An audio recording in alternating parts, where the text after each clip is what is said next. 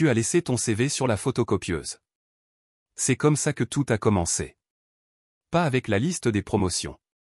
Pas avec l'évaluation. Avec mon manager, Russ, penché au-dessus de mon bureau, tenant une feuille froissée entre deux doigts comme si elle sentait mauvais. Sa voix avait ce ton onctueux qu'il réservait à faire semblant de se soucier de moi. À la recherche de nouvelles opportunités. Danny. J'ai souri, du genre faux que j'avais maîtrisé après 7 ans sous les néons et l'érosion de l'âme. Oh, ça date d'il y a des mois, ai-je menti avec aisance, en rangeant simplement mes dossiers. Il a hoché la tête comme s'il me croyait. Il ne me croyait pas. On le savait tous les deux. Ce CV n'était pas vieux. Je l'avais imprimé 20 minutes plus tôt pendant le déjeuner parce que quelque chose clochait. Quelque chose dans la façon dont ils avaient cessé de m'intégrer aux réunions clés. Quelque chose dans la façon dont mes subordonnés directs avaient soudainement une double responsabilité. Quelque chose dans la façon dont mon projet clé, une refonte de 6 mois de tout notre pipeline de données internes, mon nom disparaissait peu à peu des pages de garde. Donc, non, Russ n'était pas le début. La pourriture avait commencé des mois auparavant. Il n'était que la moisissure qui l'avait rendu visible. Une semaine plus tard, j'étais dans la cage d'escalier, mon sanctuaire, en train de manger un sandwich froid au beurre de cacahuète en silence, quand j'entendis Claire et Martin 2 étages plus haut.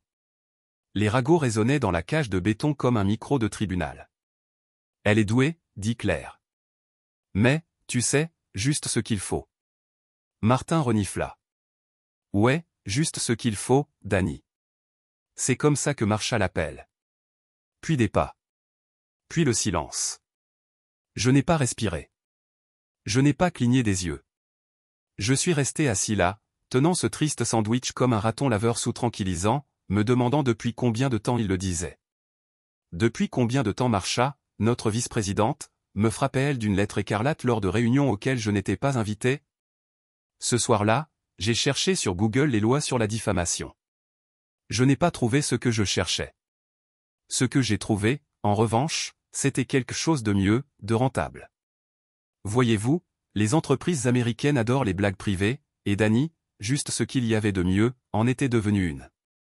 Ils ont commencé à l'insérer dans les objets des emails, les listes à puces, les noms de projets. Je l'ai même retrouvé griffonné sur un post-it collé sur ma chaise de bureau, une tâche pour J. Mais je savais où ce désastre allait me mener. Il ne se moquait pas seulement de moi. Il réécrivait le récit, compromettant mon prochain entretien d'évaluation avant même qu'il ne soit prévu. Alors, j'ai fait ce que je fais le mieux.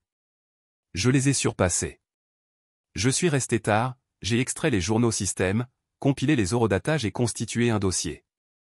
Chaque occurrence, chaque utilisation, chaque miette de condescendance a été intégrée à la propriété de l'entreprise. Et puis je l'ai déposé. Chaque syllabe, chaque pixel, chaque rire amer. Ce qu'ils ignoraient encore, c'est qu'ils avaient déjà amassé une petite fortune en frais d'utilisation, et que j'allais leur faire payer chaque bouffée de café. Mais le vrai plaisir a commencé quand la comptabilité a ouvert la facture et m'a appelé, s'étouffant avec leur décaféiné. « Salut, c'est Cara des Finances. On a reçu quelque chose de toi. » « C'est une blague ? » ?»« Oh non, dis-je gentiment. C'est juste un début. » Cara des Finances a rappelé 5 minutes plus tard, comme si on lui avait arraché la calculatrice des mains. « Alors, vous facturez l'entreprise pour l'utilisation interne d'expression ? » ?»« Oui, » ai-je dit en faisant tournoyer mon thé avec un stylo. Plus précisément, l'utilisation non autorisée d'une marque déposée au niveau fédéral, rétroactive au mois d'août. Silence. Le genre de silence où l'on entend presque quelqu'un cligner des yeux.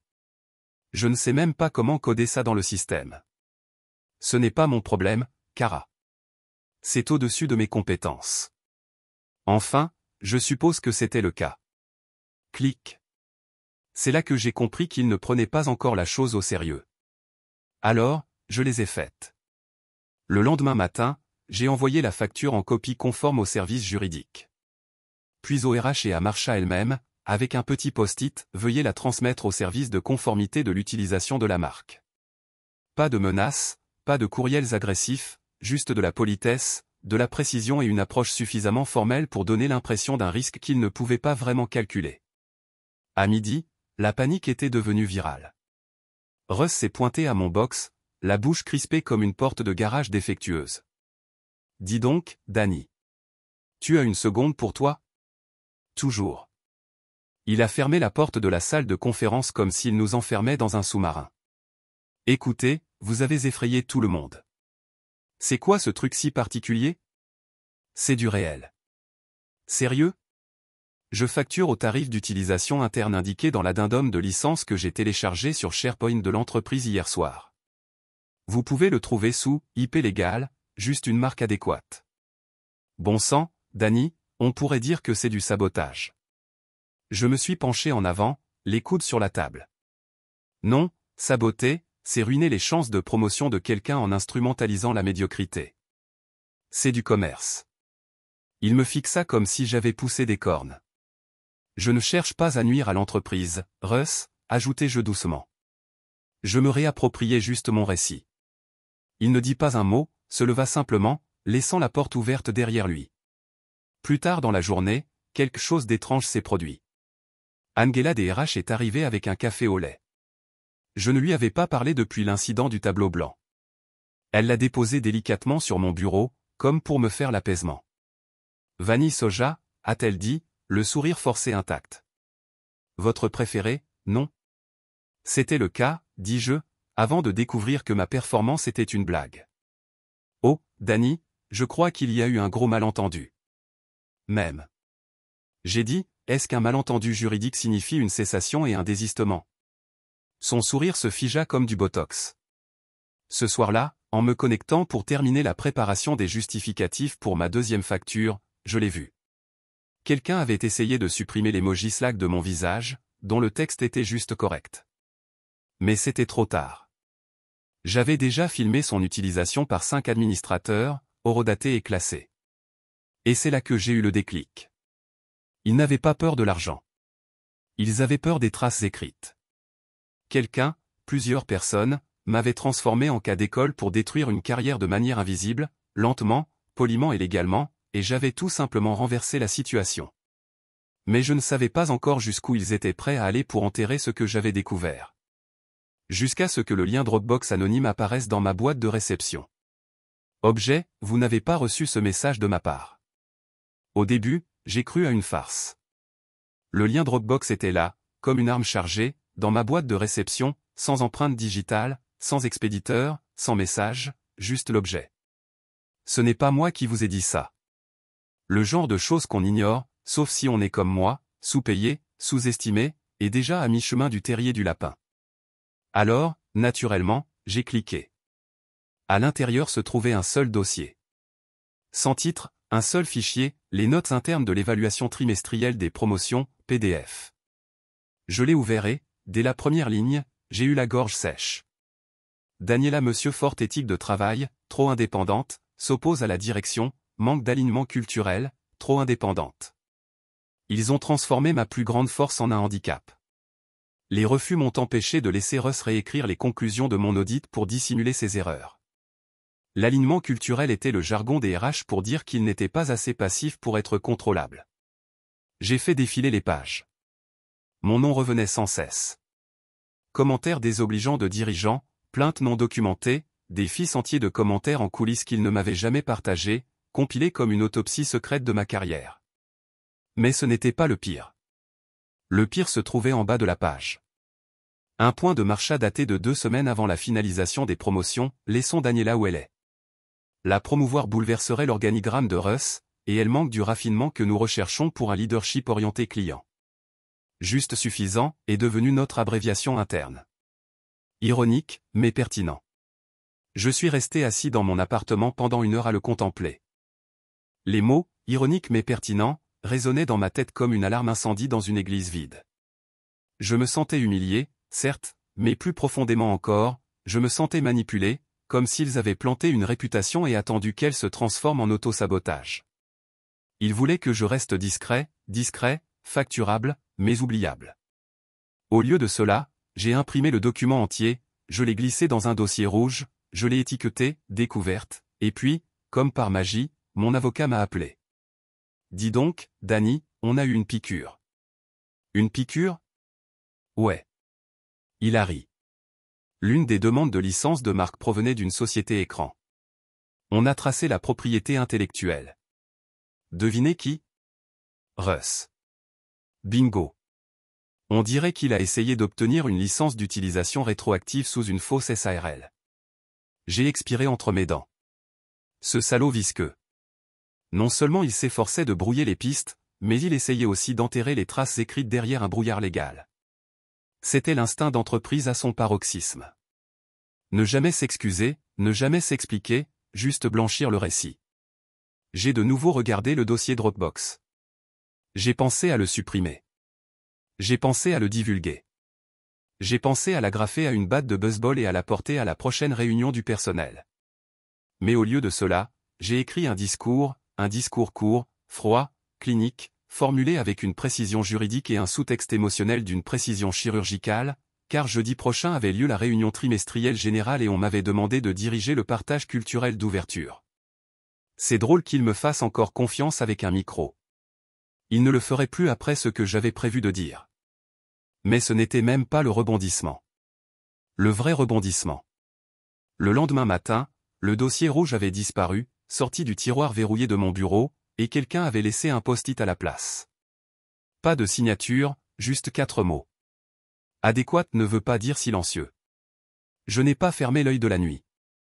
Je suis resté au lit à repasser chaque interaction des 2 dernières semaines. Chaque sourire narquois, chaque compliment vague, chaque volonté me revenait en boucle. Mon cerveau était un projecteur diffusant en boucle le gazage de l'entreprise en IMAX. Celui qui avait laissé ce mot savait tout. Pas seulement la marque, mais aussi le fichier, le lien Dropbox, mon tiroir. Ils étaient dans mon espace et m'observaient. Le lendemain matin, je suis entré au bureau avec ce calme étrange et électrique qu'on ressent juste avant une tornade. J'ai croisé Russ près de la machine à expresso. Il a évité le contact visuel, mais j'ai remarqué que son col était trempé de sueur. Bien. Laissons-le mariner dedans. À 9h15, mon téléphone a vibré. Message Slack de Marsha. Salut Dani. J'ai hâte d'entendre ton partage culturel ce matin. Sois léger et amusant. Ok. Un sourire aux lèvres. Léger et amusant. À 10h précises, l'entreprise s'est réunie sur Zoom, plus de 120 vignettes vidéo, une mosaïque de sourires forcés et de regards ennuyés, sirotant des bouteilles d'eau à l'effigie de l'entreprise comme si nous étions des membres d'une secte s'hydratant avant un sacrifice. Mon visage remplissait l'écran. J'ai souri. Bonjour à tous, je m'appelle Dani. La plupart d'entre vous me connaissent comme responsable des analyses pour l'intégration de Chase, ou peut-être comme celui qui a corrigé le crash de Salesforce en mars. Mais ces derniers temps, certains d'entre vous ont commencé à m'appeler autrement. J'ai marqué une pause juste assez longue. Juste ce qu'il fallait. Quelques rires nerveux. Une personne a coupé le son trop tard. J'ai cliqué sur « Partager l'écran ». Le diaporama a commencé. Diapositive 1. Capture d'écran du canal Slack interne. L'emoji de mon visage. Les réactions en J sous mes publications de mise à jour. Diapositive 2. Note de bas de page de l'évaluation interne des performances, trop d'indépendance, inadéquation culturelle. Diapositive 3. Une image claire et nette du certificat de marque adéquate. Silence. Pas un silence poli. Le genre de silence qui arrête de respirer. Je laisse l'instant s'installer. Voilà ce qui est amusant avec l'ironie, dis-je, d'un ton glacial. Si on l'utilise suffisamment, elle devient un document. Je cliquais de nouveau. Diapositive 4. Une version expurgée de la facture. Poste, nombre d'utilisations, montant final, $3128,54. Avant que quiconque ne panique, je ne poursuis pas l'entreprise en justice pour l'instant. Il s'agit d'une relation commerciale. J'ai déposé la marque de l'expression autour de laquelle certains d'entre vous ont bâti leur marque, et je propose une option de licence. Valeur marchande équitable, usage interne uniquement. Les gens étaient figés. Quelques caméras sont tombées en panne. Quelques messages ont circulé sur des canaux privés. Je sentais presque l'odeur de Russ transpirer à travers sa cravate. Avant que vous ne pensiez que c'est une vengeance mesquine de la part d'une femme émotive, ai-je continué, le sourire aux lèvres, laissez-moi vous montrer encore une chose. Diapositive 5. Une maquette numérique de mug, de carnet, de sweat à capuche, tous avec la mention « Juste adéquate trademark » en gras Helvetica sous mon lien Etsy. La conversation a explosé. J'ai fermé mes diapositives. Bref, c'est mon partage culturel. Des questions? Le Zoom était complètement silencieux jusqu'à ce qu'une voix se fasse entendre. C'était Grace, du service juridique. En fait, oui. Annie, peux-tu rester en ligne un instant? Tout le monde s'est effondré comme des mouches. Il n'y avait que moi, Grace et le son étrange du vide de Zoom. Il faut qu'on parle, dit-elle d'un ton neutre. Pas ici. Salle de conférence B, maintenant. Je suis rentré 5 minutes plus tard et je l'ai trouvée, Marca et aux surprises Linda DRH. Linda, qui ne m'avait pas adressé la parole depuis des mois, sauf quand elle pensait que j'allais démissionner. Elles ne m'ont même pas attendu pour m'asseoir. Grace a fait glisser un papier sur la table. J'ai lu l'entête, avis de congé administratif, enquête en cours. Avec effet immédiat, a déclaré Marca d'une voix hachée, vous êtes mis en congé. Vous avez violé nos politiques de communication, violé la confidentialité interne et introduit des réclamations financières non autorisées. Je la fixai du regard. Tu me suces pas parce que j'utilise ma propre marque? Nous vous suspendons, dit-elle d'une voix ferme, pour avoir fait un spectacle. J'ai regardé le papier à nouveau et j'ai souri, car il n'avait pas encore vu mon post-it. Il était toujours dans ma poche, attendant le moment précis où il serait collé sur la porte du bureau de Marcha. On n'est plus maître du récit. Ils m'ont fait sortir comme si j'étais radioactif. Pas de carton d'affaires spectaculaire. Pas d'escorte de sécurité. Juste 3 vautours prétendant que c'était la procédure standard. Grace, du service juridique, tenta d'adoucir la situation. Vous serez quand même payé en attendant l'examen, dit-elle, comme si l'argent du silence était versé rapidement. Marcha se tenait à ses côtés, telle une gargouille ivre, les bras croisés, me mettant au défi de réagir. Je ne réagis pas. Je partis, tout simplement. J'ai pris l'ascenseur, telle une reine descendant vers l'exil. Je suis sorti en passant devant les affiches de motivation dans le hall. L'intégrité, c'est faire ce qu'il faut, et je suis entré directement dans le parking où ma Camry cabossée a toussé comme si elle était au courant de la blague. Je ne suis pas rentré chez moi. Je suis allé chez Kingo et j'ai imprimé 50 flyers brillants avec le logo de la marque, juste ce qu'il fallait, mon numéro de marque et une note joyeuse, l'utilisation non autorisée de cette expression constitue une infraction passible de sanction. Voir les conditions sur justadead.com. J'en ai ensuite envoyé un à chaque chef de service. Livraison le lendemain. Prochain arrêt, le café du coin. Assis près de la fenêtre, j'ai ouvert mon ordinateur portable et commencé à fouiller. S'ils allaient m'accuser de violation de confidentialité, je voulais voir à quel point leur propre comportement avait été confidentiel. C'est alors que je l'ai découvert, enfoui dans les fichiers en cache du tableau Trello de l'entreprise. Dieu merci, leur sécurité est obsolète. Un lien intitulé « Contingence pour la réaffectation stratégique des rôles au 4e trimestre ». J'ai cliqué. Le document était un vaudou froid et sec, mais il traçait un tableau.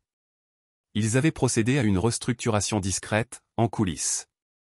Le plan, transférer tous les anciens employés ayant une forte influence interne vers des postes non en contact direct avec les clients. Reed, enterrez-les. Moi, Omar de l'informatique, Lydia du service client, 3 des chefs d'équipe les plus performants. Nous avions tous un point commun, nous avions tous remis en question les directives de nos supérieurs. Nous avions tous remonté les problèmes. Nous étions trop visibles. Mais c'est la dernière page qui m'a arrêté net. Une feuille de calcul avec des noms, et à côté de chacun, une colonne, facteur de risque. Une autre, stratégie de confinement. À côté de mon nom, facteur de risque élevé. Stratégie de confinement, moqueries internes et marginalisation des RH, sortie à long terme via une rétrogradation après évaluation de performance ou une incitation discrète. J'hésitais entre crier et rire. Ils ne s'étaient pas contentés de se moquer de moi, ils l'avaient planifié. Ils avaient injecté la plaisanterie juste comme il faut dans le sang de l'entreprise, comme un virus, pour construire un récit justifiant mon licenciement. Mais maintenant, je l'avais. La preuve. Et je n'étais pas seul. J'ai envoyé un email à Lydia. Juste un objet, je pense toujours que c'est une coïncidence. J'ai joint la feuille de calcul. 10 minutes plus tard, elle m'a répondu, mince. Tu m'as fait la même chose l'année dernière. Tu veux participer à quelque chose de plus important? Elle a ajouté un lien Google Drive et une invitation Zoom. Le dossier était intitulé « Opération Trombone ». À l'intérieur, déclaration de lanceur d'alerte, capture d'écran, courriel, et même enregistrements audio tous provenant d'anciens employés, ou plutôt d'anciennes victimes, qui avaient été évincés et qui ajustent les indicateurs de performance culturelle. Ce n'était pas une entreprise. C'était une fabrique de réputation destinée à façonner la chute de quelqu'un juste assez pour qu'elle paraisse de sa faute. Et maintenant, on assemblait les décombres. J'ai rejoint la réunion Zoom. 5 visages, d'anciens employés, tous de services différents, tous avec un point commun, ils ont été stigmatisés, discrédités et éliminés. Dany, dit Lydia, tu n'as pas juste déposé une blague. Je haussai un sourcil. Vous avez déposé la marque de leur arme préférée. Et c'est là que j'ai compris. Cette expression ne m'avait jamais concerné. Elle concernait tous ceux qui les effrayaient. Et maintenant, on revenait tous avec des reçus. Le zoom ultra rapide s'est transformé en salle de guerre. Lydia a pointé du doigt comme si elle attendait ce moment depuis des années, croisant les dossiers de chacun, reconstituant les chronologies comme une courte pointe médico-légale. Omar, l'informaticien qu'ils avaient discrètement transféré à la gestion des données, possédait des journaux de vrais journaux ou des enregistrements d'accès au système indiquant qui modifiait quoi et quand. Nous avons comparé ces horodatages à mon fichier d'évaluation interne. Devinez quoi?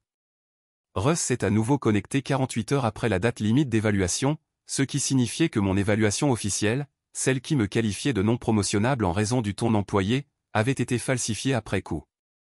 Je peux faire la vérification, dit Omar en sirotant son coca comme si c'était du bon whisky. Mais s'ils ont vent de la situation, ils bloqueront mon accès VPN et tout s'éteindront. On n'a pas besoin d'y accéder, ai-je répondu. On a juste besoin d'une preuve qu'ils étaient au courant, et que nous avions tout dans un dossier partagé. L'ancien responsable UX de Vont avait mis en ligne un enregistrement datant d'il y a 2 ans, à une époque où l'entreprise prétendait encore se soucier de l'éthique. On y entendait Marsha en plein appel, en train de conseiller un manager sur la manière de procéder à des départs constructifs. Présentez-le comme une inadéquation culturelle. Évitez les compétences techniques. Privilégiez le comportement. Si vous traitez quelqu'un de moyen suffisamment souvent, il finira par vous croire. J'ai rembobiné cette partie 3 fois. La voix, la cadence, ce ton narquois que j'avais entendu à chaque tête-à-tête. Ils finiront par y croire. Ils ont construit tout leur organigramme sur l'érosion psychologique. Ce soir-là, j'ai agi. J'ai mis à jour le document avec une chronologie complète, épurée et expurgée si nécessaire, mais avec des dates, des documents et des comparaisons. Je n'ai pas cité de nom. Je n'étais pas obligé de le faire. Chaque responsable impliqué reconnaîtrait ses empreintes digitales. Au matin, le site avait enregistré 2000 visites, puis 5000, et il a ensuite été ajouté à Reddit. R Anti-Work, R Female Workplace, R Le Galadvis. Un compte TikTok RH comptant 300 000 abonnés en a fait une lecture théâtrale. Je l'ai regardé depuis mon canapé, emmitouflé dans une couverture, en sirotant du vin de station-service. Ils avaient utilisé une voix off artificielle et une musique de piano lente, ce qui, d'une certaine manière, aggravait la douleur des mots. À l'heure du déjeuner, 3 personnes que je ne connaissais même pas m'ont envoyé un message privé avec leur propre témoignage. L'une du service financier, l'autre du service juridique, toujours en poste, qui détenait les clés des archives. Elle n'a pas donné son nom, mais a simplement envoyé une capture d'écran d'une chaîne de courriels internes intitulée « Gestion des risques narratifs, Diane la Monsieur Stratégie d'escalade ». Un PDF était joint. Quand je l'ai ouvert, j'ai eu un choc. Page 1, un organigramme, pas celui de l'entreprise, le mien. Un plan pour détruire sa réputation, avec mon nom au centre, entouré de puces pour contrôler la visibilité. Rediriger le crédit. Diffuser la loyauté. Éliminer progressivement le potentiel de leadership. Ce n'était pas une tentative de limiter les dégâts. C'était un plan pour diffamer quelqu'un. Ce fut la goutte d'eau qui fit déborder le vase. Fini les factures truquées. Fini les mugs Etsy. J'ai appelé Lydia. Il est temps. Elle ne m'a pas demandé ce que je voulais dire. Elle a juste dit, j'ai trouvé le contact média et un ami au conseil du travail qui déteste les RH. On en avait assez de jouer la défensive. L'étape suivante était l'échec et mat, et tout a commencé par une invitation au calendrier. Objet, juste suffisant. Je pose une question à toute l'entreprise. Lundi, 9 h. Lieu, Zoom. Animatrice, Daniela. Monsieur. Pas de mot de passe. Pas de limite. Pas de survivant. Lundi, 8h59. J'ai vu le nombre de participants grimper comme un compteur à Tchernobyl. 30, puis 80, puis 150. À 9h02, nous étions à 270.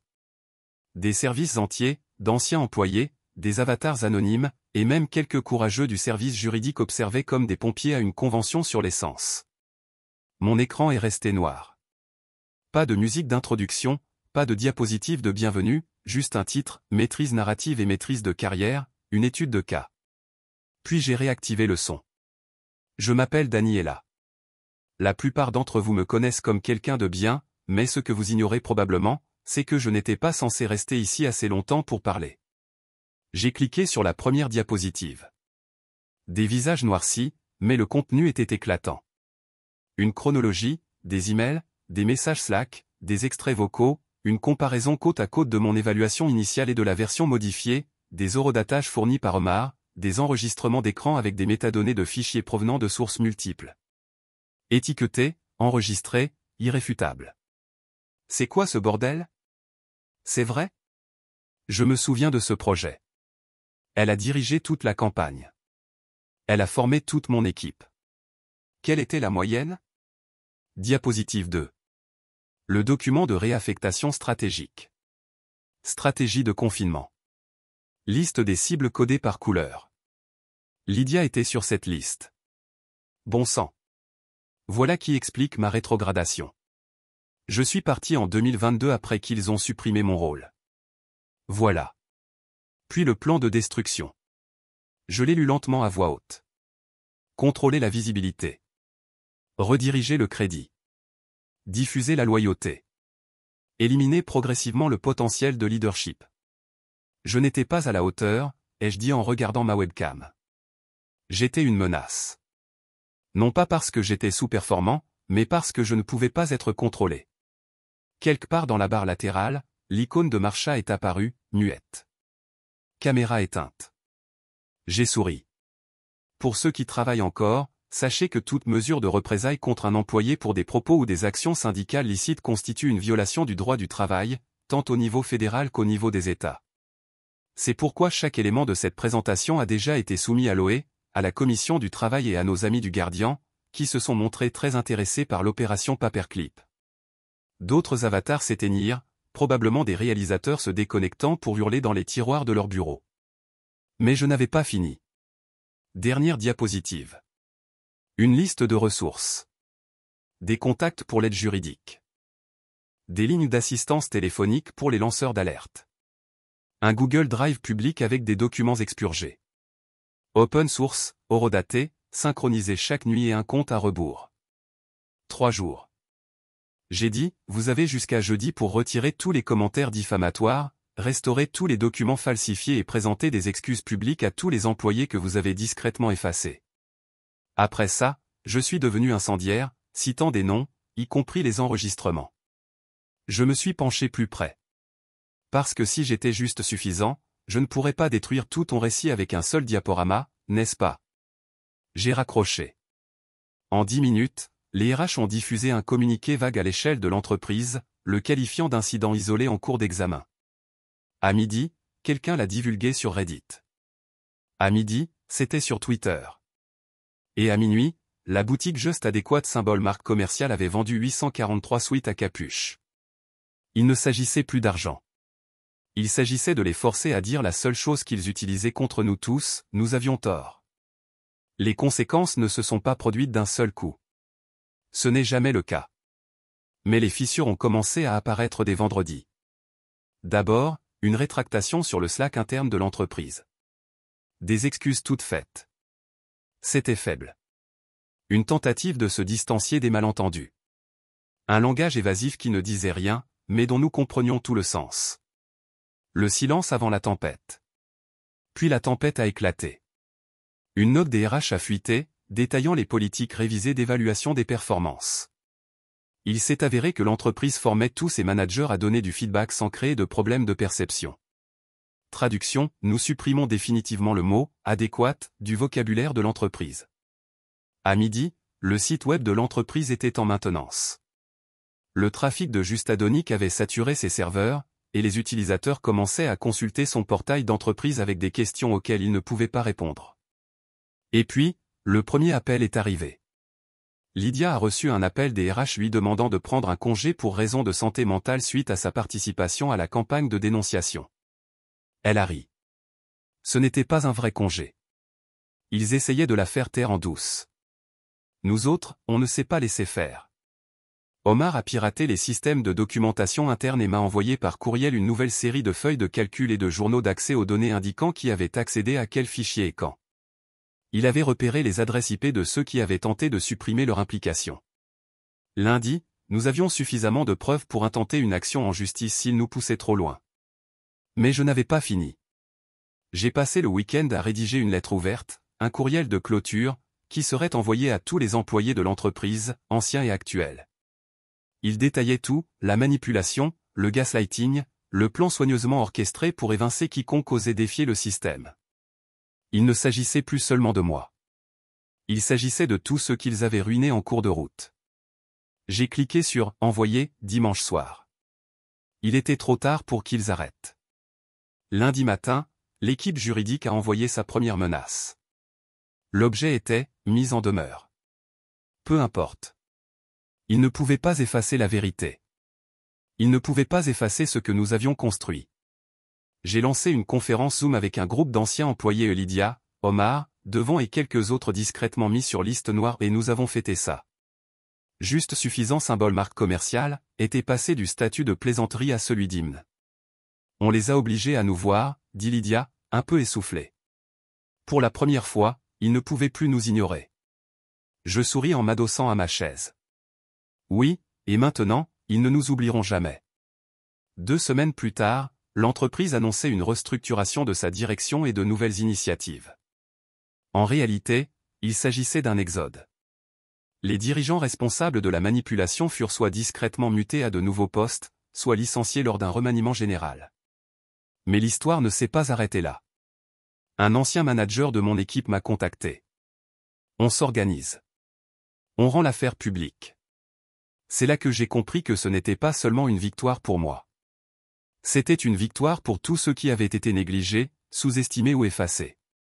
Des gens de toute l'entreprise se sont manifestés, ont partagé leurs histoires et leurs reçus. Et du jour au lendemain, juste suffisant, n'était plus une simple expression. C'était une révolution. La dernière chose que j'ai faite a été de mettre à jour le site. J'ai supprimé les factures et le jargon juridique. Je les ai remplacés par une citation à laquelle j'avais toujours cru, malgré tous leurs efforts pour l'enterrer. La seule chose plus dangereuse que quelqu'un qui connaît sa valeur est quelqu'un qui connaît la vôtre.